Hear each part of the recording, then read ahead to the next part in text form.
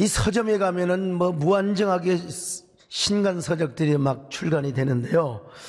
그 중에서 가장 돋보이는 책들이 바로 자기계발서입니다.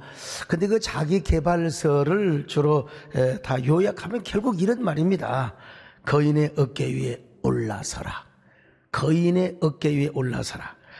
많은 사람들이 실수를 한다는 겁니다. 거인의 어깨 위에 올라서려고 하지 않고 자기가 먼저 거인이 되려고. 대부분 다 실패한다는 것이죠. 이 세상에는 거인들이 이루어놓은 것들이, 업적들이 많습니다. 그 거인의 어깨 위에 올라서는 것, 이게 이제 성공하는 사람의 하나의 어떤 지혜라는 것이죠. 옛날 우리 어린 시절에 그 운동회 있었잖아요. 운동회 할 때 기마전 했잖아요. 그 기마전을 할 때는 어떤 경우도 어깨 위에 올라타야 됩니다. 어깨 위에 올라타지 않으면 떨어지면 죽는 겁니다, 여러분요. 예. 아마 여러분 뉴턴을 모르는 사람 없을 것입니다. 그는 영국의 아주 외딴 시골에서 태어났습니다. 아버지가 태어나기 전에 3개월 전에 죽었고요. 엄마는 또 태어나자마자 3년 만에 재혼을 해버리고 말았어요. 그러니까 할머니 밑에서 애롭게 자랐습니다. 이렇게 성장하다 보니까 어느 날 풍차에 흥미를 느끼고 작동 원리를 연구하여 움직이는 풍차 모양을 정확하게 만들었습니다. 이것을 학교에 가서 선생님께 가서 제출하니까 선생님이 깜짝 놀란 거요. 뉴턴아, 너는 정말 위대한 과학자가 될 것이다. 훌륭한 과학자가 될 거야.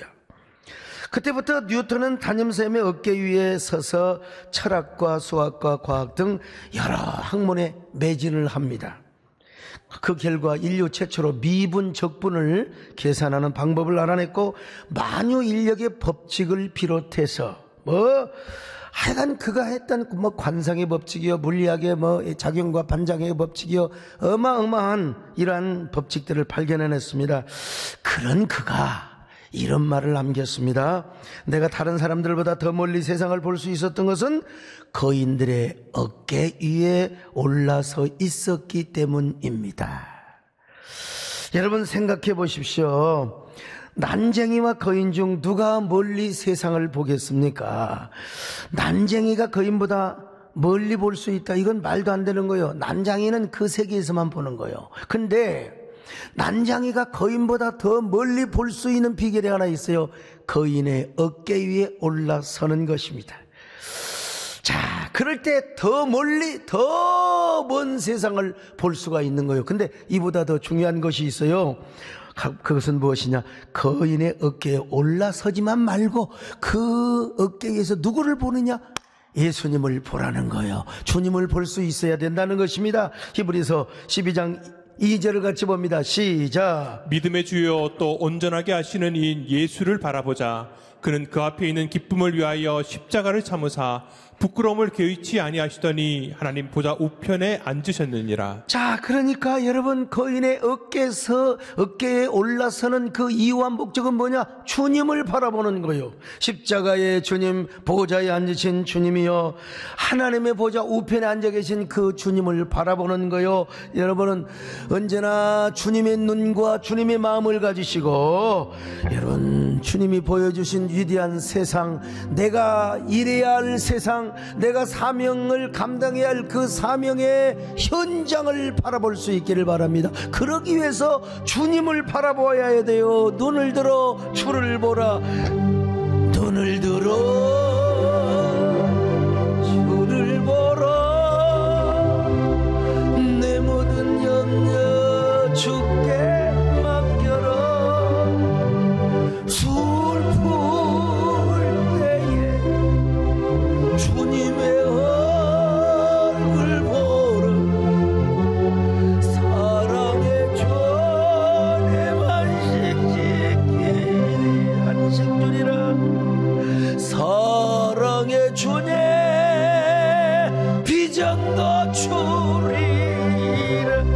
자, 그러니까 일단 거인을 만나야 돼요. 그리고 그 거인의 어깨 위에 서는 것이 굉장히 중요합니다. 여러분, 어깨 위에서 뭘 보려고? 주님을 보려고. 이게 이제 오늘 설교의 요약본이요, 주님을 보기 위해서.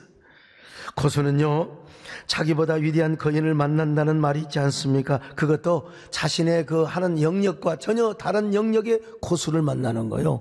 그러면서 어떤 위대한 착상과 영감을 얻게 된다는 겁니다. 하수는요, 맨날 친구들만 만나요. 발전 가능성이 없는, 예를 들어서, 신학교 동기, 또 대학교 동기, 그러면서 서로 막 질투하고, 서로 비교의식, 열등의식에 빠져가지고, 시기하고 질투하고, 뒤에서 백바이팅하고, 이제 손목사, 저 새끼 별거 없어. 여러분, 이게 이제, 그냥 보면 백바이팅 하는 거죠. 그것도 모자라가지고 막 단톡방을 만들어가지고 막 자기 혼자 막 대장 노릇하고 누구 욕하고, 이게 이제 하수들이 하는 그런 일이라고 해요. 이건 스스로 자신의 열등감과 자존감을 지금 시인하는 겁니다. 그러나 고수와 상수는 그렇지 않습니다. 다 그가 만난 고수들은 몽상가요. 꿈을 꾸는 사람입니다. 나의 문화유산 답사기라고 하는 책을 낸 유흥전 교수가 부제로 사용한 말 중에 인생도처 유상수라라는 말을 썼습니다. 인생도처에는 나보다 더 높은 고수, 상수가 있다는 것입니다. 고수, 상수, 거인을 찾아서 그 어깨 위에 올라가서 멀리 보고 멀리 배우라는 겁니다. 그렇게 배우는 사람이 뭐예요? 고스톱으로 말하면 장땡이라는 거예요. 장땡. 우리 배장님 장땡 아시잖아요. 저는 다행스럽게도 어릴 때부터 이 사실을 글쎄 하나님의 은혜로 깨달게 했다고 할까요? 저는 이제 맨 먼저 신학교에 가서 광주신학교 교장 목사님이신 박종삼 목사님을 배웠습니다. 그분에게 뵙고 제가 참 당돌도 했어요. 저는 하나님께 소명을 받고 왔습니다. 응답받고 왔습니다. 하나님이 저를 크게 쓰신다고 하셨습니다. 그랬더니요, 너 학력고사 얼마나 맞았냐? 너 시험을 한번 봐라. 1등하면 내가 너를 믿음의 아들로 삼아주겠다. 그래서 저는 광주신학교를 다니면서 거의 2년 동안 박종삼 목사님의 어깨 위에 올라타는 삶을 산 것이죠. 그 어깨 위에 올라타서 내가 비록 지금 광주신학교를 다니지만 교장 목사님이 나를 인정하고 나를 사랑한다. 그러면서 앞으로 저를 통해 이루실 하나님의 놀라운 세계를 바라봤습니다. 그리고 나중에 이제 정교 목사님을 만납니다. 저분은요, 별로 웃는 모습을 못 봤어요. 언제나 그냥 아주 뭔가 심각하시고, 이분은 뭐냐면요, 칼빈주의 보수신학의 달인이세요. 그래서 저분을 만나서 칼빈주의 보수신학 완전히 기초를 닿았습니다. 철저하게 기초를 다졌습니다. 그리고 나서 누구를 배웠느냐? 이제 정금성 권사님을 만납니다. 정금성 권사님은 제 사역의 기도의 평생 후원자죠. 평생 후원자. 근데 이분이 저를 사위로 삼으시려고 하는데 우리 마누라는 아니야 우리 손주처럼 절대로 안 한대요. 제가 편지를 쓰면 찢어버리고 찾아갔다가 난리 날 뻔했어요. 죽을 뻔했죠. 전화를 하면 야 이 미친 아유 얼마나 욕을 퍼붓는지. 내가 오죽하면요, 너 죽고 나 살자 딱 그냥 반 납치해가지고 내장산으로 데려가서 벤치에 앉아있는 여자 머리에 안수를 해버렸어. 이런 얘기를 맨발의 소명자에다가 써놨더니 많은 신학생들이 또 과남용을 해가지고 막 교회에서 스트레이트 파마를 탁 하고 막 반주를 하고 있는 자매한테 가서 안수기도 해버려. 그냥 예쁘장한 주일학교 교사가 그냥 눈물을 훔치면 막 주여 하는 데 가서 안수기도 해버리고. 대부분 성공을 했답니다. 대부분 성공을 했대요. 아무튼 저는 그날 이후로 기도를 사명이요 재산으로 여겼던 정금성 권사님의 어깨 위에 올라타서 진짜 오직 예수, 저분은 오직 순교, 저분은 오직 사명, 그냥 죽으면 죽으리라. 저분은 타협이 없어. 오늘 본문의 말씀대로 주님을 바라봤던 겁니다. 주님을, 눈을 들어 주님을 봐라. 자, 히브리서 12장 2절 같이 봅니다. 시작. 믿음의 주여 또 온전하게 하시는 이인 예수를 바라보자. 믿음의 주여 온전케 하시는 예수를 바라보자는 것입니다. 그런데 제가 많은 만남 중에서 진짜 잊을 수 없는 한 분의 만남이 있습니다. 그분이 바로 이어령 전 장관님. 지금 암과 투병하고 계십니다마는 언제가 어느 지상파 방송에서 신의 길 인간의 길이라고 하는 다큐를 했어요. 은근하게 이슬람을 예찬하고 기독교를 폄하하는 그런 다큐를 만들었어요. 그래 교계 지도자들이 막 방송국 앞에 가가지고요 데모를 할 때 아니 막 다른 분들이 뭐라고 하냐면 막 방송국을 저주하는 거예요. 그러면은 방송국 예수 이름으로 저주를 받을지어다 무너질지어다 그러는데 그거 좀 이미지가 그럴 것 같아서 제가 마이크를 좀 달라고 하고 제가 이렇게 했습니다. 여러분 한번 들어보세요. 존경하는 방송국의 사장님과 임직원 여러분, 저는 여러분들에게 진심으로 감사하는 마음을 가지고 있습니다. 왜냐하면 발빠른 뉴스를 전해주고 정확한 뉴스를 전해줄 뿐만 아니라 좋은 다큐와 좋은 드라마와 음악 프로그램을 만들어 주셔서 얼마나 감사하는 마음을 갖고 있는지 모릅니다. 그런데 이 웬 날벼락입니까? 그렇게 고마워하는 좋은 방송국에서 이런 날벼락 같은 다큐를 만들었다니, 세상에 이건 귀 방송국의 최고의 수치이며 오욕의 역사가 아닐 수 없습니다. 당장 사과하세요. 우리에게 반론권을 주세요. 그렇지 않으면 머리 깎고, 잘못하면 스님 될 뻔했어요. 삭바르고 죽음을 각오하며 단식에 돌입하겠습니다. 이거 봐. 와! 그때 사람들이 야, 저 소강석 보통 아니구나. 그리고 나서 제가 그때 그 방송국 사장님을 좀 아는 사이였어요. 전화해가지고 제가 뭐라고 한 줄 아세요? 사장님 빨리 반론권 주세요. 반론권 빨리 주세요. 그래가지고 여러 사람들이 다 합동해서 있지만 반론권을 받아낸 사람이요, 제가 이렇게 협상의 달인입니다, 여러분. 그렇게 하고 나서 반론도 내가 있으면 참 더 좋았을 텐데 저는 아직 그런 군번이 안 되었어요. 제가 그 일이 있고 난 이후에 우리 최고의 이 시대 인문학자인 이어령 교수님을 만났습니다. 제가 이런 말씀을 드렸습니다. 존경하는 교수님, 이때 한번 하나님께 쓰임받아 보십시오. 교수님은 이 시대의 최고의 인문학자가 아닙니까? 그 방송에서 사부작으로 기독교를 공격했으니까 이제는 사부작으로 기독교 선한 강연을 좀 해주시기를 바랍니다. 우상과 미신으로 가득했던 조선 땅에 기독교 선교사들이 와서 교회만 지었을 뿐만 아니라 학교를 짓고 병원을 지으며 우리나라 근대화의 기수가 되었지 않습니까?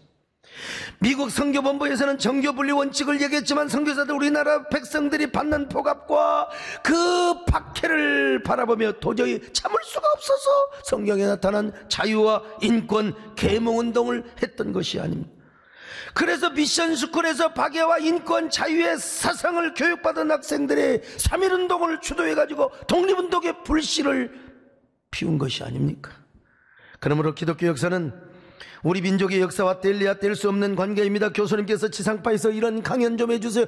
거기에 들어가는 모든 제작비는 우리 교회에서 다 되겠습니다. 이런 얘기를 했더니요, 이 어르신께서 저를 보고 이런 말씀을 하시더라고요. 사마천이 쓴 사기열전에 보면 남자의 세계에서는 자기를 인정해주는 모든 사람을 위해서, 자기를 인정해주는 사람을 위해서는 목숨까지도 바칠 수 있대요. 이 여자와 남자의 차이입니다. 여자는 감동을 받으면 누구한테 다 따라갑니다. 심지어는 제비한테도 따라가요. 여자는 누구에게 감동을 받느냐가 중요한 것이고, 남자는 뭐요? 누구에게 인정을 받느냐는 거예요. 인정, 누구에게 인정. 그래서 아니 이 시대의 최고의 인문학자인, 그때는 별로 유명한 목사도 아니었는데 그 목사가 존경하는 교수님밖에 없다고 하니까 기분이 좋아서요. 내가 우리 서 목사를 어떻게 뭘 도와줄 것인가. 예. 그래서 그게 중요한 게 아니라 강연을 하셔야 된다고 했더니 그거는 차차 생각하면서 한번 우리가 또 의논을 해보자고. 아직까지도 지금 의논 중입니다, 여러분. 근데 중요한 건 뭐냐? 서 목사님 앞으로 책을 내면 내가 뭐든지 다 추천사도 해주고 시집 내면 평론도 써주고 다 해주신다고. 앞으로 자주 만나서 식사하자고. 아직도 그 일을 이루지는 못했습니다만 지금 건강 때문에 어떻게 하시겠습니까? 나는 그 뒤로부터 그분의 책을 다 읽었습니다. 신간만 나오면 무조건 다 읽었어요. 뭐예요? 결국 그분의 어깨 위에 올라선 거지. 그분의 어깨 위에 올라서서 세상을 본 겁니다. 그리고 주님을 본 겁니다. 인문학의 마인드로 주님을 본 게 주님이 얼마나 위대한가, 주님이 얼마나 위대하신 분인가. 이 시대 최고의 인문학자의 책을 읽고 그분의 어깨에 올라서서 인문학의 세계를 바라보고 인문학의 세계로 주님을 바라보고 세상을 바라보고 인간을 바라보니까 아하, 제 글이 달라지고 그리고 언어가 달라지고 설교의 폭이 넓어지더라고 세상에. 그분이 그런 말씀을 하셨어요. 문지방 언어를 목사는 써도 된다. 문지방 언어 너무 경건하고 교회 안에 있는 언어만 쓰면 안 되고 좀 문지방 언어, 소목사님은 문지방 언어의 달인이라는 거예요. 나 진짜 용기 얻었어요. 그런 의미에서 우리 교회 신성욱 교수님 훌륭하신 분입니다. 이분이 최근에 인문학이 묻고 성경이 답하다라는 책을 쓰셨는데 오늘 우리 평신도뿐만 아니라 우리 신학생들 또 목회자들 설교하려면 이 책 다 보셔야 돼요. 성도님들에게도 유익한 책입니다. 읽어보세요. 너무 잘 나가서 서점에서 품절됐어요 지금. 아마 이제 다음 주에 다시 또 서점에 들어간다고 합니다. 이 책을 읽게 되면 또 여러분들이 신 교수님의 어깨 위에 올라선 거죠. 이 책을 통하여 주님의 마음을 가지고 더 넓은 세상을 보며 내가 할 일을 내가 깨달을 수 있다면 얼마나 좋겠습니까? 혹자는요 어떻게 인문학적인 마인드로 설교를 하느냐고 또 비판하는 사람도 있습니다. 진짜 환장을 노릇이에요. 상담을 하는 사람이 인간 심리를 몰라서 무슨 상담을 하겠어요? 여러분, 인문학이 뭡니까? 인문학이 사람이 태어나서 그리고 자라고 늙고 병들고 죽기까지의 모든 재반의 학문이 인문학이요. 설교자가 어떻게 인간을 모르고 설교를 합니까? 그러니까 꼰대 소리를 듣죠. 신학에서 니은자 보면 시학이야. 시학이 그 인문학이 들어가는 거예요. 참, 인문학을 알게 되면 설교의 폭이 얼마나 넓어지고 차원이 높은데요. 결국 이 모든 목적이 뭔 줄 아세요? 사람의 영혼을 얻기 위해서요. 사람이 오직하면 사도 바울도 스토이고 철학자들과 함께 철학 얘기를 논했겠어요. 그분들은 그렇게 해야 영혼을 얻을 수 있기 때문에. 이 시대의 지성인들, 지식인들을 꼬꾸라지게 하려면 인문학을 모르고는 안 됩니다. 여러분, 영혼을 얻고 사람들의 마음을 꼬꾸라지게 하며 하나님의 위대한 사건이 일어나기 위해서는 여러분 사람을 알아야죠. 사람에 관한 학문을 알아야죠. 인문학은 인본주의가 아니라는 걸 아셔야 돼요. 좀 알아야지 설교에 이런 능력의 역사가 일어나야 되지 않겠어요? 설교를 듣고 교만한 마음이 깨어지고 냉랭한 심령이 뜨거워지고 뿐만 아니라 완악한 심령이 그냥 뒤집어져야 되지 않겠습니까? 회개가 나타나든지 아니면 기쁨을 막 주체할 수 없어가지고 말이요, 황홀한 마음을 가지고 주님 내가 어찌해야 되겠습니까? 나의 가슴이 이렇게 타는데 결국은 뭐요? 옥합을 깨뜨리며 우리의 몸과 마음을 드리는 것이지만요 말이요, 설교에 이런 역사가 나타나야 돼요. 황홀한 주의 은혜 나의 가슴 애태우네. 오늘도 주의 은혜 주체할 수 없어와서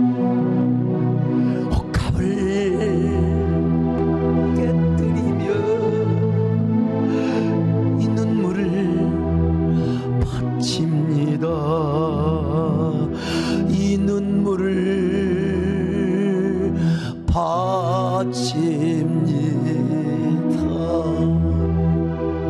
뉴욕에 가면요 동상이 한 1800개가 있답니다. 제가 뉴욕만 해도 한 20번 이상 갔을 텐데요, 뭐 수십 번 갔어요. 뉴욕만. 워싱턴에도 동상이 많이 있는데 뉴욕에는 1800개. 근데 이 사람들은 다 역사의 빛을 남기고 간 사람들이요. 다 역사의 밝은 역사의 빛을 남기고 간 사람들이요. 근데 놀라운 사실은 뭐냐? 그 동상 가운데 사람을 비판하고 막 평판하고 비평했던 사람들의 동상은 한 명도 없대요. 전부 남 칭찬하고 아주 이 세상에 창의적인 역사를 남겨놓은 사람들. 여러분요 맨날 비판하는 데 앞장서지 마시고요, 여러분 남을 세우고 위대한 세상 위대한 역사를 만드는데 공헌을 일으키시기를 바랍니다. 여러분은 창의적인 사람이 되시기를 바랍니다. 그래서 창의적인 거인들이 되시기를 주의 이름으로 축원합니다. 예수 그리스도 안에서 거인이죠. 여러분, 버크셔 해더웨이 회장이신 워렌 버핏이라는 회장이 있어요. 온라인 경매업체 이베이가 이런 미국에는 이런 것도 다 있다니까. 워렌 버핏과 점심을 하는 경매를 한번 했어요. 이제 얼마에 낙찰이 됐느냐? 400만 달러. 우리나라 돈으로 거의 45억 돈이요. 45억 돈이요. 아니 워렌 버핏과 식사 한번 하는 게 나도 좀 누가 식사 한번 하자고 한 40억 갖고 왔으면 좋겠어요. 그럴 만한 가치가 이제 있어야 되는 겁니다, 여러분. 중국의 짜오다냥이라는 사업가가 있었는데 그는 211만 달러를 주고 워렌 버핏과 식사를 했습니다. 3시간 동안 3시간 동안 식사를 했어요. 그가 무슨 말을 한 줄 아십니까? 나는 그를 보기 위해 투자한 20억 원의 10배 이상의 가치와 홍보 효과를 얻었다. 나는 그와의 만남을 통해 내 사업의 방향과 영감을 얻게 되었다. 여러분, 왜 그런 줄 아세요? 어깨 위에 올라가려고 그런 거예요. 이보다 더한 여자가 있네. 정말 대단한 여자가 있어요. 성경에 보면 이디오피아의 여왕 스바라는 여자가 있었는데 솔로몬을 만나기 위하여 얼마만큼의 돈을 가져온 줄 아세요? 열왕기상 10장 10절을 보니까 금 120달란트, 그리고 다른 건 뭐 그만두고라도요. 자, 열왕기상 10장 10절 같이 봅니다. 시작. 이에 그가 금 120달란트와 심이 많은 향품과 보석을 왕에게 드렸으니 스바의 여왕이 솔로몬 왕에게 드린 것처럼 많은 향품이 다시 오지 아니하였더라. 하하, 여러분, 스바 여왕과 같은 많은 향품을 가지고 온 사람이 없었다는 것입니다. 금 120달란트, 1달란트가 34kg예요. 금. 그러니까 120달란트는 4,800kg라 이 말이요. 지금 돈으로 환산을 하면은 최하 3,800억 원이라는 돈이 든다는 것입니다.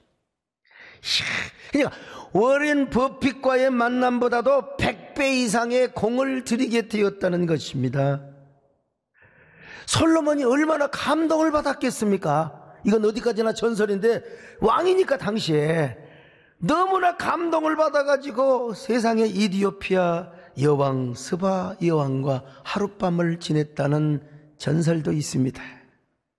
그래서 이디오피아에 가면 유대인의 피가 흐른다는 것이죠. 임신을 해가지고 가서. 그리고 심지어는 언약궤가 이디오피아에 있다는 이런 얘기까지 다 돌고 있어요. 사람들이 이렇게 거인을 만나고 유명한 사람을 만나기 위해서 값비싼 대가를 지불한 이유가 뭐냐? 거인의 어깨 위에 올라. 아니 스바이안의 고민이 무엇이었을까요? 솔로몬은 그렇게, 어쩌면 그렇게 솔로몬은 통치를 잘하고 지혜가 있느냐? 그 지혜를 나도 배우자. 그러려고 근 120달란트를 가지고 왔다 이 말이죠. 그래서 솔로몬한테 많은 영감과 많은 어떤 지혜를 얻고 돌아갔겠죠. 근데 우리 그리스도인은 이것으로 끝난 것이 아니라고 그랬잖아요. 거인의 어깨 위에 서서 주님을 보는 거예요. 눈을 들어 주를 보러, 주님을 딱 보는 겁니다. 주님을 보는 거요. 그리고 그러면 이제 주님의 마음과 주님의 눈이 나에게 이제 소유가 되어져요. 그리고 그 주님의 마음과 주님의 눈으로 이 세상을 바라볼 때, 이 세상에 내가 할 일이 보석처럼 보이게 되는 거예요. 나의 사명이 보석처럼 느껴지게 되는 거예요. 제가 이 예배당을 지어놓고 얼마 안 됐을 때 이제 이 근방에 스포츠, 지젤 스포츠라고 내가 기억을 하고 있는데 준공식에 참석했어요. 어떤데, 딱 헤드 테이블에 앉자마자 어떤 분이 인사해요. 안녕하세요. 저 가수 남진입니다. 그러죠. 참. 이 세상에 남진으로 말할 것 같으면 제가 초등학교 다닐 때부터 뜻도 모르고 저 푸른 저 하늘에 구름 같은 집을 짓고, 이게 히어링이 좀 안 돼가지고 저 푸른 조언이 아니라 저 푸른 저 하늘에 그림이 아니라 구름 같은 집을 짓고 300년 살고 싶니? 우리는 300년 살다고 했어요. 나중에 자막에 나오세요. 300년 산다고 해요. 300년. 아이 세상에, 대생전에 돈 하나도 안 주고 여러분 저렇게 유명한 사람을 만났어요. 그것도 제가 알아보기 전에 저 어르신이 나를 딱 알아보잖아요. 어떻게 알아보냐고. 텔레비에서 자주 봐. 이야, 역시 목사는 TV 설교를 해야 돼요. 불멸의 전설 영원한 노빠로 알려져 있는 그 남진 장로님이 저를 알아봐 줬어요. 야, 내가 그날 쫄아서 안녕하십니까. 저는 잠을 못 잤어요. 네, 저분을 어떻게 해야지. 우리 교회 공연으로 제가 딱 모셨습니다. 진짜 놀래불더만. 우리가 지금은 자주 봐서 그러죠. 처음에 남진 장로님 오시니까 뭐 여자분들 난리 나불대. 난리 나불더만 저 3층까지 그냥 난리 나버려. 난 사고, 저 위에서 떨어질 줄 알고 내 정 겁이 나가지고 그냥 맨날 저희 3층만 봤어요. 그냥 너무 좋았어. 오빠. 야, 오빠는 너희 집에 있다. 내가 속으로 그냥. 우리 장로님을 이제 초청을 했는데, 제가 그랬죠. 남진 장로님. 그때는 남진 쌤이죠. 남진 쌤이 저에게 오세요. 우리 누나가 좋아했거든요. 저희 누나를 봐서라도 오세요. 고향 후배 한번 살려주 키워주세요. 나는 여러분, 전도를 가장 쉽게 한 분이 누구냐면 남진 쌤이었어요. 전도가 금방 되불대. 그래갖고 우리 교회 지금 명예 홍보장로가 되셨어요. 얼마나 여러분 박수 한번 하세요. 할렐루야. 저는 우리 남진 장로님의 콘서트를 쭉 가보면서 제가 폭이 좀 넓어졌어요. 내가 너무나 우물 안에 개구리가 아니었나. 좀 소통을 좀 넓게 하자. 그리고 진짜 남진 장로님이 진짜 교회 오시잖아요. 와서 설교를 듣고 가시고 은혜 받고. 이야, 참 내가 이제 꼰대가 되어서는 안 된다. 정말 꼰대가 될 바에는 차라리 광대가 되고, 광대가 될 바에는 내가 진짜 정말 극화된 아름다운 위대한 설교를 하자. 소통의 폭이 넓어졌어요. 그러다 보니까 이제 제가 욕심이 나가지고 내가 이 조용필 씨를 전도해보라. 어러지고 우리 김창준 장로님이 저 식사 자리를 만들어 주셨어요. 그래도 만남의 연을 가져가지고 우리 김창준 장로님을 통해서 조용필 콘서트 50주년 딱 그 VIP 티켓을 보내오셔서 내가 거기를 안 가면 안 되지, 가야죠. 생전 처음으로 제가 조용필 콘서트에 가보았는데 정말이지 진짜 대단하대. 가왕이 돼. 그날 비가 안 오면 괜찮아요. 뭐 남진 장로님도 남진 40주년인가 그냥 어마어마하게 모여버렸더만 보니까 비가 안 올 때는 괜찮아. 폭우가 쏟아지는데 제가 거기서 문득 저의 설교의 현주소 이 시대의 목회자들의 모습을 한번 생각해 본 거예요. 나는 저렇게 할 수 있을까? 저 폭우가 쏟아지는, 저 장대비가 쏟아지는 저 잠실 종합경기장이죠. 주경기장이죠. 내게는 저런 투혼이 있을까? 예수 그리스도의 복음과 생명이 우리에게는 있는데도 왜 우리는 청중들을 그렇게 움직일 수가 없단 말인가? 세상에 그 폭우가 쏟아지는데도 한 사람도 가지 않고 우비를 입고 노래를 부르고, 나는 어떤 설교자인가? 나는 저렇게 할 수 있을까? 왜 나에게는 복음이 있고 성령이 함께 하는데 왜 우리는 이렇게 하지 못할까? 도대체 왜 우리는 사람들의 전두엽에 자극을 주지 못한단 말인가? 물론 세상 노래는 흥겹죠. 그럼 우리도 여러분 그런 노래가 있지 않습니까? 우리도 주의 자비가 내려와 이런 노래 있어요. 다 와서 찬양해 얼마든지. 문제는 뭐냐면 폭우가 쏟아지는데 안 가고 있다는 거예요. 도대체 정말 난 그래서 이 말씀이 생각이 나더만. 월남 이상재 선생님의 며느리가 재봉틀을 도둑맞고 도둑놈을 원망하고 울고 있었어요. 어떤 느적없는 놈이 옛날에 재봉틀이 얼마나 귀했습니까? 그랬더니 이상재 선생님이 며느리를 향하여 뭐라고 꾸중한 줄 아세요? 며느라, 너는 나라를 잃어도 너는 나라를 잃을 때도 울지 않더니 재봉틀 하나 잊어먹고 울고 있단 말이냐. 내가 이런 생각을 해서 과연 나는 나의 설교에 대한 고민을 해봤는가? 내가 내 설교의 능력이 나타나지 않는다고, 청중에 그런 반응이 나타나지 않는다고 나는 얼마나 울어본 적이 있는가? 남의 설교 맨날 비판하는 사람들도 한번 생각해 볼 필요가 있어요. 자신에게 한번 물어볼 필요가 있어요. 나는 내 설교 가지고 얼마나 울었나? 부흥이 안 된다고 얼마나 울었나? 사람들이 와서 은혜 받지 않는다고 얼마나 울었나? 나는 그런 고민을 할 때마다 위대한 거인들을 생각해 봅니다. 이어령 교수님의 말씀처럼 세상의 기술, AI, 메타버스 이런 거 맞서려고만 하지 말고 올라타기 시작해. 난 그러면서 누구를 봐요? 주님을 보는 거죠. 주님을, 십자가에 달리신 주님, 하나님 보좌 우편에 앉으신 주님, 그 주님을 보는 거예요. 그런데 그냥 올라타는 게 아니에요. 그냥 올라서는 것이 아닙니다. 여러분, 12장 1절에서 경고를 하고 있습니다.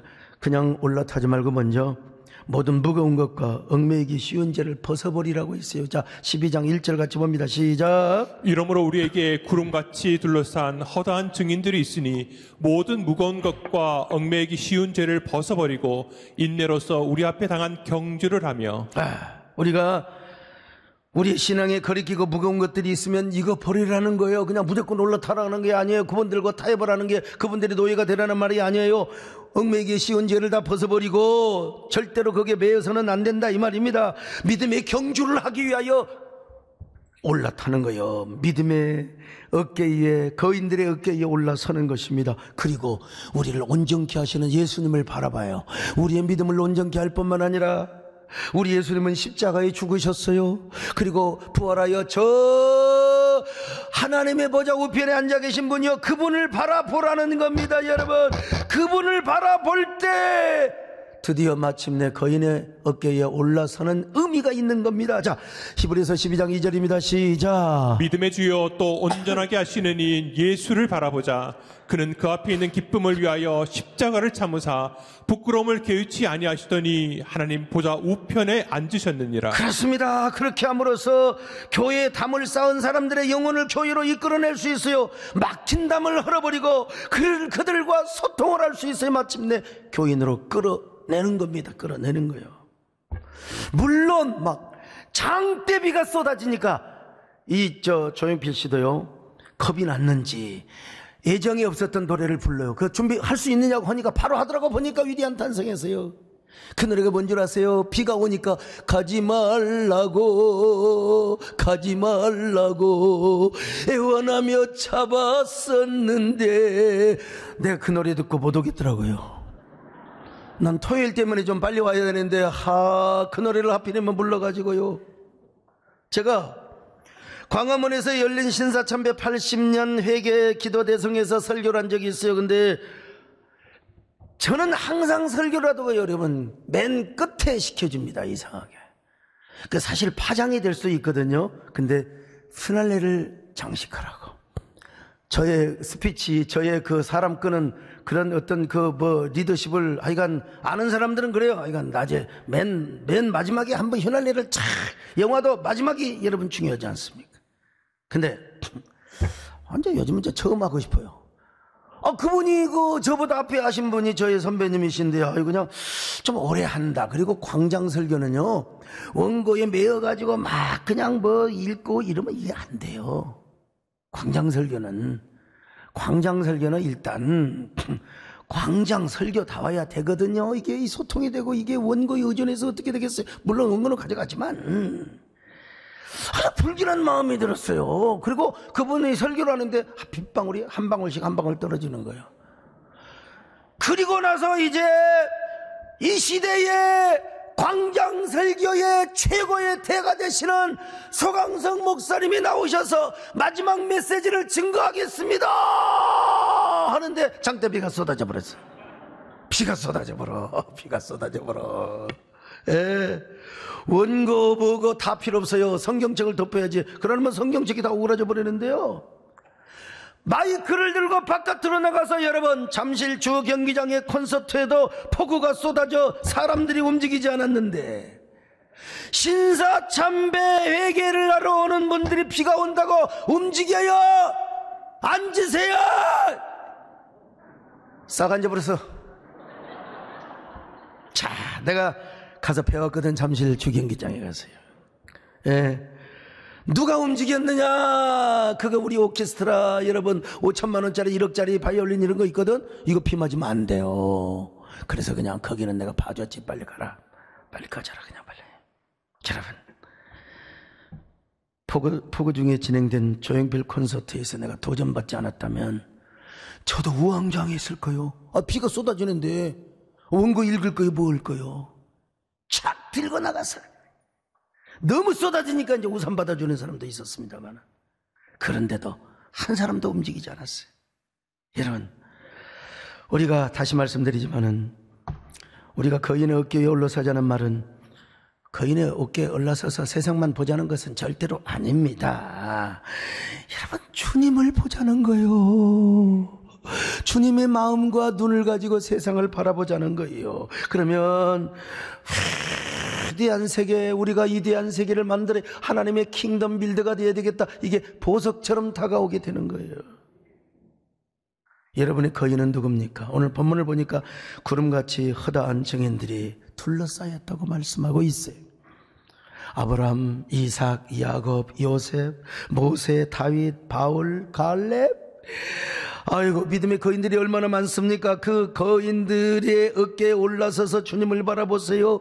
주님을 바라보면 성경이 다시 보이고 이 세상이 다시 보이고 여러분들이 해야 될 사명을 다시 깨닫게 될 거예요. 근데 행여라도 잘 안 다가와 거인이, 그러면 저라도 거인으로 한번 삼아보세요. 내 어깨 탄탄하거든요.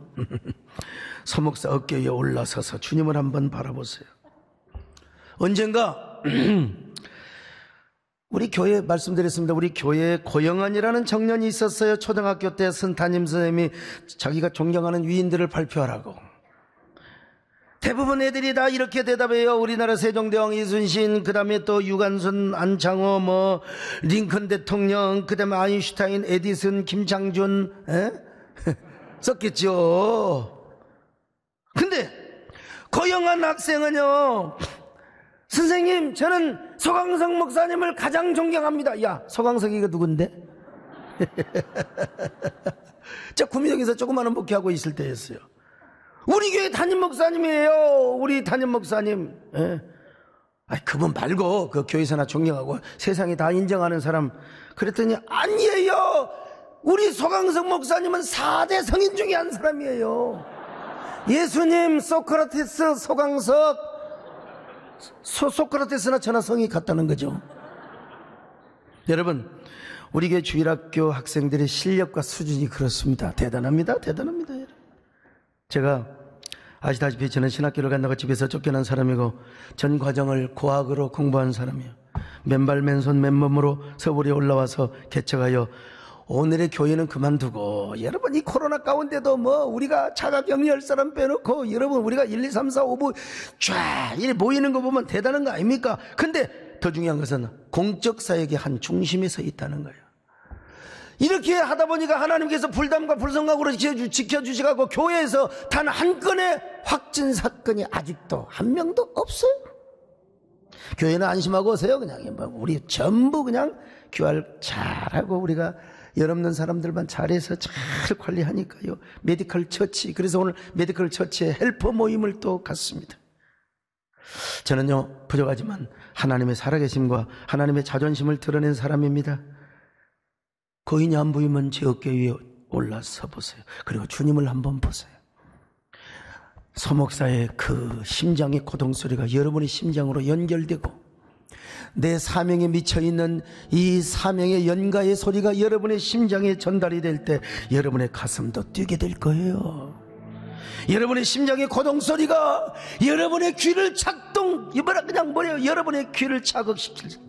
제가 주님 주신 사명에 미쳐 있듯이 여러분도 사명의 춤을 추게 될 거예요. 주님께서 부족한 종을 여기까지 쓰셨듯이 여러분도 하나님이 존귀하게 쓰실 겁니다. 하나님, 나 좀 사용하여 주옵소서.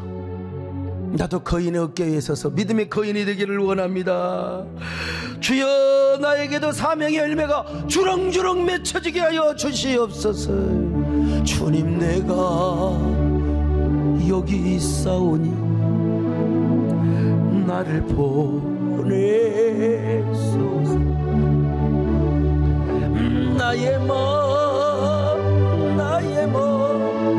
주께 드리오. 주받으오. 가슴에 손을 얹고 주여 나를. 주님, 내가 여기 있어 나를 써주소서. 가진 것 모두 주께 드리오.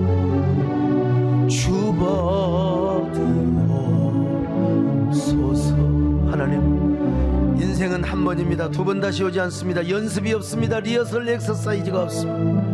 한 번 사는 인생 하나님께 쓰임받고 싶습니다. 하나님, 주님을 바라보는데 행여라도 주님 보는데 지장이 될까 봐서 거인의 어깨가 필요할 때가 있습니다. 무엇보다 세상의 거인도 중요하지만 성경의 영웅들의 어깨 위에 서서 주님을 바라보게 하여 주옵소서. 아니, 언젠가는 우리가 주님의 어깨 위에 서서 우리의 사명의 세계도 바라볼 수 있는 그런 단계로 올라가게 하여 주시옵소서. 하나님, 나 진짜 쓰임받고 싶습니다. 하나님, 나의 사명의 세계 지평, 그 사명의 현장, 하나님 보석처럼 쓰임받고자 합니다. 주여, 나를 사용하여 주옵소서. 주여, 나를 써주시옵소서. 1분 동안 하나님께 간절한 눈물의 기도를 드리시기를 바랍니다. 애원의 기도를 드리시기를 바랍니다. 간절한 기도를 드리시기를 바랍니다. 아멘.